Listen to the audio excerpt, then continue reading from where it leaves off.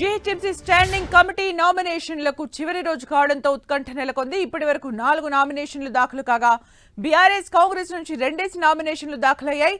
BRS నుంచి కాంగ్రెస్ లో చేరిన 2 కార్పొరేటర్లు నామినేషన్లు దాఖలు చేశారు. అయితే ఎంఐఎం నుంచి ఇప్పటి వరకు ఒక్క నామినేషన్ కూడా దాఖలు కాలేదు. మరోవైపు బీజేపీ సైతం ఈసారి పోటీలో ఉండేందుకు ప్లాన్ చేస్తోంది. ఇవాళ బీఆర్ఎస్ కార్పొరేటర్లు సైతం నామినేషన్లు దాఖలు చేసే అవకాశాలు కనిపిస్తున్నాయి.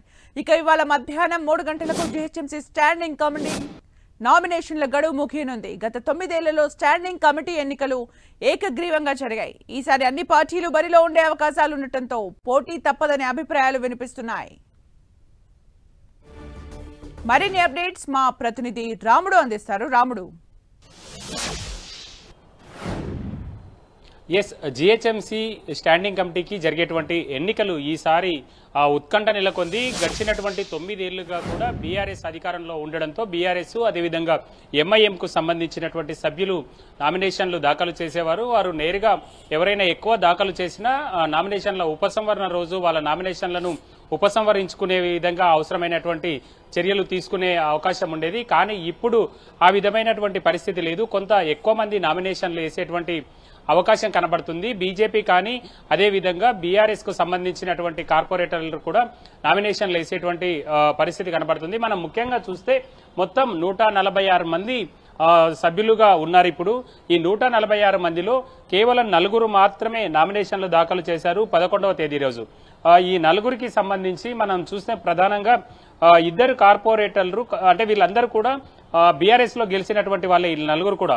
కానీ 2 కార్పొరేటర్లు మాత్రం పుష్ప అదేవిధంగా లక్ష్మి వీళ్ళిద్దరు కూడా పుష్ప అదేవిధంగా మహాలక్ష్మి వీళ్ళిద్దరు కూడా కాంగ్రెస్ లో చేరడం జరిగింది. బీఆర్ఎస్ నుంచి వీళ్ళిద్దరు కాంగ్రెస్ నుంచి వేసినట్టుగా చెప్పుకోవచ్చు. మిగతా 2 మాత్రం బీఆర్ఎస్ నుంచి వేశారు.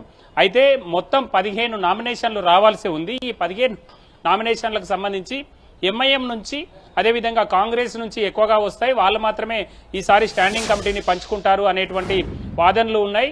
వాళ్లకు ఇటు ఎంఐఎం కానీ అదేవిధంగా కాంగ్రెస్ కానీ ఇద్దరు కూడా జాయింట్ గా ముందుకెళ్తే 61 మంది ఈ సభ్యుల బలం ఉంటుంది వాళ్ళకి.